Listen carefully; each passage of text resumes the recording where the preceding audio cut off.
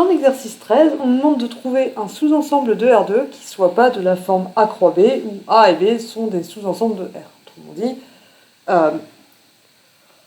on pourrait avoir l'impression, vu la définition du produit, que puisque les éléments du produit, c'est des couples d'éléments, par exemple le produit A croix B, c'est les couples de tous les AB avec A dans A et B dans B, on pourrait avoir l'impression que de même tous les sous-ensembles de R croix R, ça va être des sous-ensembles de la forme A croix B, où A et B sont des sous-ensembles de R.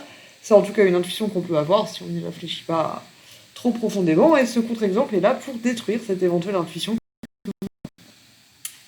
Donc, je vous invite évidemment à réfléchir vous-même à un exemple, mais considérons le sous-ensemble D. Donc c'est l'ensemble de tous les points x, y, c'est la droite d'équation x égale y. Donc c'est tous les x, y dans R2.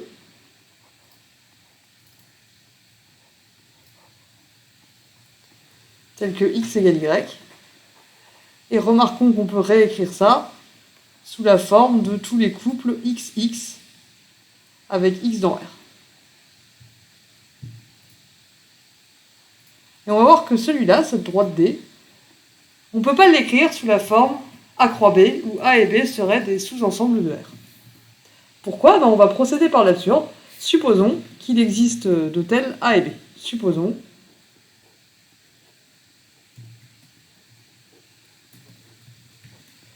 qu'il existe A et B des sous-ensembles de R,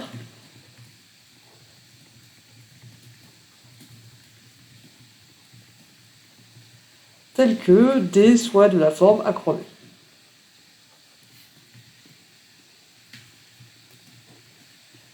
Puisque D c'est A croix B, ça veut dire que D, en fait, c'est l'ensemble de tous les couples petit a, petit b, avec A dans A et B dans B. Ça, c'est la définition du produit cartésien de deux ensembles.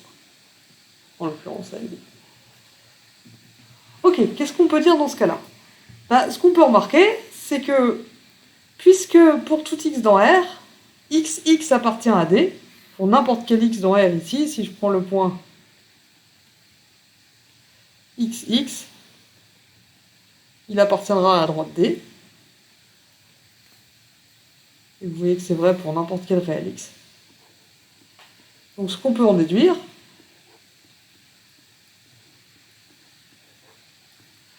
c'est que, puisque x appartient à D, alors, puisque D c'est l'ensemble de tous les A, B avec A dans A et B dans B, on peut en déduire que x appartient à A. Donc ça c'est encore une fois parce que D égale A croix B.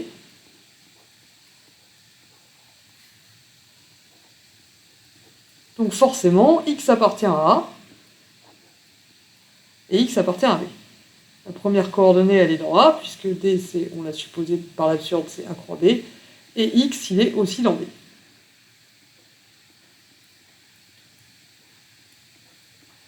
Du coup, ce qu'on a montré, c'est que tout x dans R, il est dans A, donc R est inclus dans A. A qui est lui-même un sous-ensemble de R, donc A est inclus dans R, donc R est inclus dans A est inclus dans R, c'est-à-dire A c'est forcément R tout entier. De même, puisque pour tout x dans R, x appartient à B, on a que R est inclus dans B. Vous vous rappelez, pour montrer une inclusion, il faut montrer que tous les éléments du premier ensemble, ici R, sont des éléments du deuxième ensemble, ici B. Voilà, c'est bien ce qu'on a obtenu. Et d'un autre côté, B, c'est un sous-ensemble de R, donc B est inclus dans R. Donc ça nous force B égale R par double inclusion. Et du coup, si A c'est R et B c'est R, alors A croix B,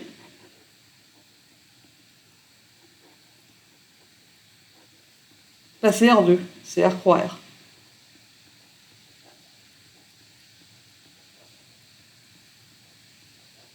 Autrement dit, on a démontré dans ce cas-là que, on avait supposé que A croix B c'était D, on a montré que D c'était R2 tout entier. Et ça, évidemment, c'est pas le cas. Il y a des points de R2 qui ne sont pas dans D.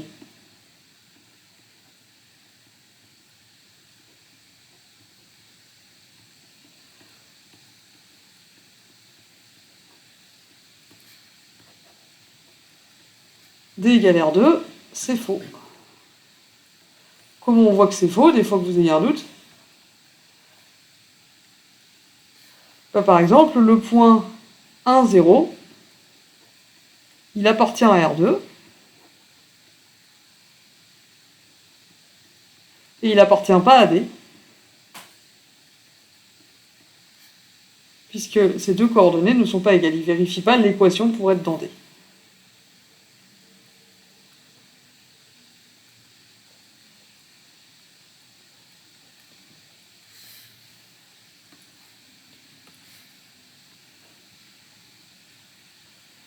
Donc D, il ne peut pas être égal à R2.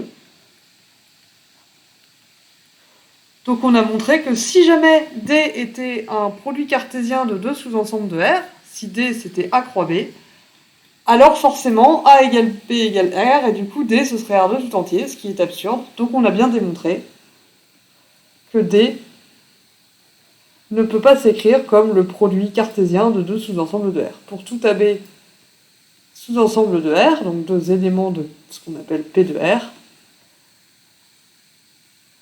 D est différent de A croix B. Donc il existe, et en même temps, et comme vous voyez c'est assez facile à trouver, des sous-ensembles de R2 qui ne sont pas des produits de sous-ensembles de R. En fait, typiquement, après c'est pas un théorème, mais les sous-ensembles de R2 qui sont de la forme un sous-ensemble de R pour un sous-ensemble de R, typiquement ils vont avoir une tête de rectangle, l'union de rectangle, quelque chose comme ça, qu'on va pouvoir bien décomposer entre des éléments qui vérifient une certaine propriété sur x dx, croix des éléments qui vérifient une certaine propriété sur x dy, et on regarde ce qui vérifie les deux. C'est ce qui s'était passé dans l'exercice 11 où on avait tout simplement deux intervalles. Mais dès qu'on a quelque chose qui part un peu en diagonale, ça a très peu de chances d'être le produit de deux sous-ensembles de R.